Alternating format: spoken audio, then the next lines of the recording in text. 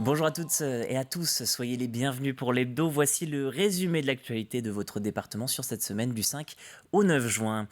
L'un des temps forts, c'était bien sûr la 14e journée de mobilisation contre la réforme des retraites. 4 rendez-vous en Vendée, 2 le mardi matin à Fontenay-le-Comté-Chaland, 400 et 300 participants rassemblés selon l'intersyndicale. En début d'après-midi, à La Roche-sur-Yon, 900 personnes se sont rassemblées d'après la préfecture contre 2 à 2500 manifestants pour les syndicats. Bref, une mobilisation en baisse. Pour rappel, entre 10 et 14 000 personnes se sont rassemblées selon les syndicats à travers le département lors de la 13e journée le 1er mai dernier. On lâche rien, parce que tant qu'il y a toujours espoir de faire retirer ces décrets, on sera là. Donc ça continue. Depuis le départ, on dit qu'on n'est pas d'accord. La population en général, je pense que plus de 70% n'est toujours pas d'accord sur ce départ à retraite à 64 ans. On ne lâchera pas. Macron est têtu, Borne est têtu, et nous aussi nous sommes têtus. Nous continuerons. Mais cette loi, elle est mal faite. Nous avons une rencontre avec le député vendredi qui a montré sur des cas concrets comment elle s'abordait des fins de carrière de personnes qui sont déjà parties et que c'est pas acceptable. Donc il faut refaire cette loi, de toute façon.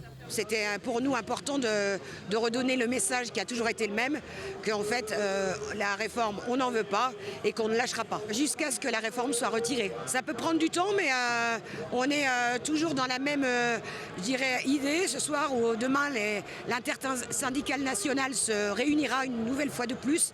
Et là en fait on se mettra d'accord sur ce qu'on fait après-demain, demain, après-demain et dans les semaines à venir. Cette même journée de mardi, la préfecture a annoncé les premières mesures de limitation en eau de l'année. Elles concernent les secteurs de Logne, Boulogne et Vigeonnais. Il est désormais interdit d'y arroser les massifs fleuris, les terrains de sport ou les cultures par aspersion entre 8h et 20h, ainsi que de remplir les plans d'eau. Dans le Marais breton, le niveau d'alerte est quant à lui renforcé et les restrictions précédentes s'appliquent 24 heures sur 24, en plus de l'interdiction d'arroser les cultures par irrigation et les potagers entre 8h et 20h. Autre interdiction à présent, celle concernant les mytiliculteurs de l'Aiguillon-sur-Mer. Un arrêté préfectoral leur interdisant de commercialiser les moules issus de la filière pertuis breton a été émis le 1er juin dernier. Elle serait contaminée par une microalgue toxique susceptible de provoquer des diarrhées chez l'homme. En plein lancement de saison, toutes les récoltes depuis le 30 mai ont donc dû être rejetées en mer. Le syndicat conchyliculteur du littoral sud-vendée a procédé à des analyses. Les premiers résultats partiels sont négatifs. Une reprise pourra avoir lieu suite à 2 contrôles consécutifs aux normes. Toujours sur la côte, ce mardi, une baleine morte à la dérive a été signalée entre les Sables d'Olonne et Saint-Gilles-Croix-de-Vie. Le corps mesure 2,50 m de long. Il est bien entendu demandé à rester à distance et de ne surtout pas toucher ce cadavre. Outre les raisons sanitaires évidentes, sous l'effet de la chaleur, le corps a un risque d'implosion. Et la préfecture maritime de l'Atlantique n'interviendra pas sur la dépouille. Ce n'est qu'une fois échoué que la commune de destination mandatera une entreprise pour en faire l'évacuation. Tout autre chose à présent. Lundi, la région a organisé une réunion pour évoquer le transport scolaire des lycéens. C'était au lycée de Lattre de Tassigny, de La Roche-sur-Yon. Cette réunion revenait sur l'année écoulée et outre ce bilan, les intervenants ont fait le point sur la rentrée prochaine. 2 nouveautés à noter. En septembre, certaines agglomérations vont s'occuper du ramassage scolaire de leurs lycéens. Et c'est le cas notamment à Montaigu-Vendée et Saint-Gilles-Croix-de-Vie. Mais ce qui retient l'attention, c'est principalement la hausse du tarif du ramassage scolaire pour l'exercice 2023-2024, 150 € contre 110 cette année. Les représentants des parents ne sont pas enchantés et regrettent cette augmentation en période d'inflation. Ils ne sont pas tout à fait favorables à l'augmentation du coût du transport. Pour autant, on n'a pas le choix, quoi. Donc oui, ils ont leurs arguments et nous, on a les nôtres. Et voilà, il y a des fois, c'est pas négociable, en fait. Le coût pour la région, normalement, c'est 1 230 €. Donc en fait, ils payent grossièrement 10% les familles. Et pourquoi cette augmentation ? Parce que, on peut très vite le deviner, augmentation du carburant, voilà, ça va. Et il y a très longtemps que ça n'a pas été augmenté, en fait. Et en revanche, un dossier où rien ne change, c'est le manque de main-d'œuvre pour convoyer les 40 000 lycéens. En début d'année, la région souhaitait recruter 400 personnes pour conduire les cars des Pays de la Loire. Aujourd'hui, peu de candidats se présentent aux formations proposées. Les horaires freinent certains, mais pour d'autres, il y a d'autres motifs. On est sur un métier qui est fortement en tension, qui peine à recruter, qui peine à faire venir et surtout à garder ses chauffeurs. Donc on est vraiment embêté. La Fédération du transport de voyageurs œuvre tous les jours pour arriver à recruter des conducteurs. Et on est dans un secteur aussi, la Vendée, qui aussi recrute beaucoup par ailleurs sur d'autres entreprises. On est un bassin d'emploi qui attire beaucoup. Et donc aujourd'hui, on est en concurrence également avec d'autres métiers, avec peut-être un peu moins de responsabilité que de conduire un car avec des enfants et donc des personnes qui se tournent malheureusement sur d'autres métiers trop vite. Au Sables d'Olonne, premier coup de pelle pour la future salle Arena, une salle que l'on pourra comparer un peu au Vent d'Espace. Elle servira à la fois aux événements sportifs et culturels. Parmi ces installations, on trouvera un théâtre de verdure et des équipements permettant l'athlétisme, l'escalade ou encore la boxe. 16 000 mètres carrés sur un terrain qui en fait au total 70 000. L'inauguration est prévue en 2025 et se fera en 2 temps, janvier pour la partie sportive, l'été pour la halle culturelle. C'est un lieu qui vise à fédérer les Sablais, à les faire rêver, à les faire grandir autour des pratiques sportives.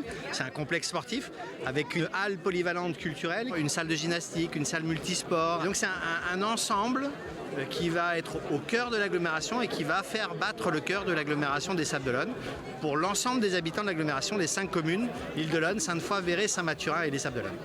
Et en sport, retour sur un événement très attendu sur le bord des routes de notre département. Le Tour de Vendée vient de présenter cette semaine une partie de sa nouvelle édition. Au programme, près de 205 km et un début de course dans l'est du département.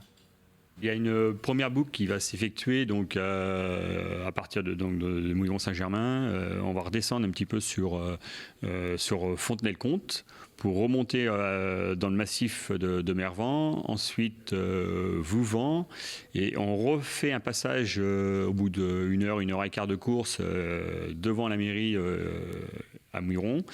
Et ensuite, on prend direction Pouzauges, le secteur de Chantenay, mais bon, je ne vais pas tout dévoiler le parcours exact, mais voilà, on essaye de chercher un petit peu les points les plus accidentés dans le secteur. Et enfin, pour rejoindre La Roche-sur-Yon avec 2 grands tours de circuit finaux et 4 petits tours de circuit. On a à peu près 16 équipes actuellement, donc toutes les équipes françaises seront présentes, forcément. On aimerait bien avoir Peter Sagan dans le peloton. Bon, pour l'instant, c'est encore beaucoup trop tôt pour le dire. Mais sinon, de nombreuses équipes seront parmi nous sur ce Tour de Vendée 2023. Le reste du parcours de ce Tour de Vendée 2023 devrait être connu d'ici le milieu de l'été. À Mouilleron-Saint-Germain, en tout cas, la ville de départ de cette 51e édition, on se tient prêt. Ce week-end du 1er octobre, c'est d'abord une préparation avec l'ensemble des bénévoles appuyés par le comité Festisson, qui est une association comité des fêtes du territoire communal. Il y aura d'abord la présentation des coureurs, l'animation, la découverte de toute cette ambiance cyclisme au niveau du complexe sportif, sur le boulodrome extérieur et puis les abords du complexe sportif. Nous aurons effectivement la présentation des coureurs, la diffusion de la course après le passage bien sûr de la caravane et le départ des coureurs. Nous aurons une boucle d'une 40aine de kilomètres qui est prévue dans le sud Vendée et un retour par Mouilleron-Saint-Germain. Donc nous aurons la chance de reprofiter de la caravane et du passage des cyclistes. Et entre-temps, nous aurons des animations, animation Antares, concert, animation. Un trial aussi, on aura l'occasion de voir une autre forme du vélo et du cyclisme, et puis un écran géant qui va nous permettre de diffuser la course dans son intégralité. Fabrice et Briac de passage en Vendée. Il s'agit du binôme d'inconnus de la saison 12 de Pékin Express. Ils continuent de vivre de folles aventures au gré des routes et des rencontres. Ils ont notamment créé le Fabriac Tour, un tour de France à vélo agrémenté d'étapes sportives. L'objectif est de récolter des fonds pour la Ligue contre le cancer, une cause qui les a personnellement touchés. De personnalités sympathiques qui ont marqué notre journaliste Colline Davy. Le binôme phare de la saison 12 de Pékin Express pose ses maigres bagages en Vendée. 2 étapes du Fabriac Tour passent ici avec un programme bien chargé pour la bonne cause. Une arrivée incroyable, comme d'habitude, au Sables d'Olonne.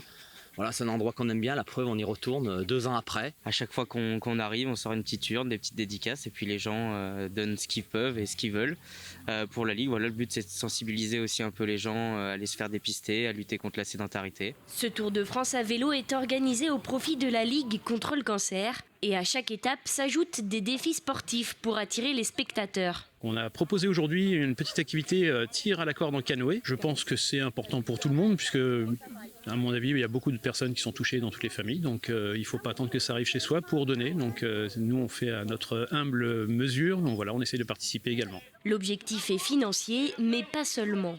Fabrice et Briac profitent aussi de leur notoriété pour promouvoir certaines valeurs. Ils sont en train de promouvoir l'activité physique. C'est capital, la pratique d'une activité physique. On pense de plus en plus que c'est quelque chose qui pourrait avoir un rôle important dans la prévention des récidives, par exemple, et de l'apparition des métastases. Donc c'est très important. Leur Tour de France s'achève le 18 juin à Paris, mais les 2 candidats ont déjà d'autres projets en tête. La Ligue, je pense qu'on les a bien aidés, ils nous ont apporté aussi. Voilà, je pense que c'est une page qui se tourne et maintenant un nouveau projet, une nouvelle association, peut-être quelque chose d'autre. Nous on s'entend toujours bien, donc pourquoi pas faire une 3e édition, puis une 4e, une 5e. Mais un peu différent parce qu'on n'a pas envie de se lasser nous. Mais voilà, on s'entend bien. Et puis s'ils nous appellent sur les 20 ans de Pékin Express, je ne sais pas comment ils vont. On ne sera plus le binôme d'inconnus. Enfin, je ne sais pas comment ils vont nous appeler. Parce qu'on est un peu moins, effectivement. Ouais. Voilà, l'histoire est belle et elle se continue. Elle se poursuivra peut-être de nouveau en Vendée. Pour l'instant, rien n'est sûr. Affaire à suivre. Et une idée de sortie pour finir. Chaque saison, 40 000 personnes franchissent les grilles du château de Noirmoutier. Outre l'édifice, les visiteurs peuvent découvrir une exposition touristique propre à chaque année. Pour 2023, par exemple, son nom est Mission Archéo. L'idée est de découvrir le métier d'archéologue avec notamment un bain sonore et lumineux. Visite guidée en compagnie de Colline Davy. Pour choisir le thème de la nouvelle exposition du château, il n'a pas fallu chercher bien loin. Nous restaurons actuellement les remparts et dans ce contexte, des recherches archéologiques également sont faites en fonction des découvertes réalisées au fur et à mesure des travaux. D'où l'idée de concevoir une exposition orientée sur l'archéologie. En revanche, pour ce qui est du format, place au renouvellement. À commencer par cette plongée dans le noir, dans une salle immersive. Donc une installation numérique qui se veut contemplative et aussi participative. Donc il y a des temps où en fait le visiteur est amené à vraiment interagir avec les objets qui sont présentés.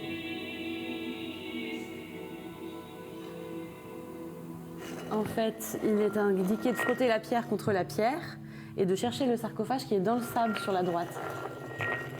Et en fait, en faisant cette action de frotter, les capteurs permettent en fait de mettre en lumière le sarcophage. On a l'exclusivité de pouvoir toucher des objets qui normalement sont des collections de musées et qui normalement ne doivent pas être touchés pour des raisons de conservation. Ce n'est pas la seule nouveauté. Des audioguides présentent le château, un livret basé sur les questions récurrentes accompagne les visiteurs et des ateliers ludiques sont destinés aux enfants pendant les vacances.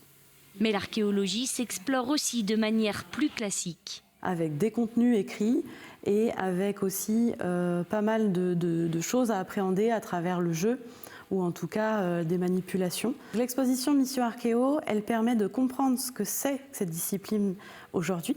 Et on a complété en fait tout ce contenu-là assez généraliste par des objets qui étaient en réserve et qui sont en fait des objets provenant de sites archéologiques de Noirmoutier. Une exposition novatrice, ludique et en prime, une vue imprenable depuis le sommet du château.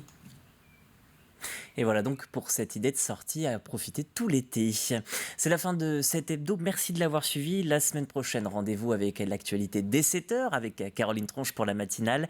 Diane Delangle vous accompagne dans le département avec la Vendée en direct. Et de notre côté, nous nous retrouvons bien sûr pour vos journaux. Belle journée sur TV Vendée et passez un excellent week-end.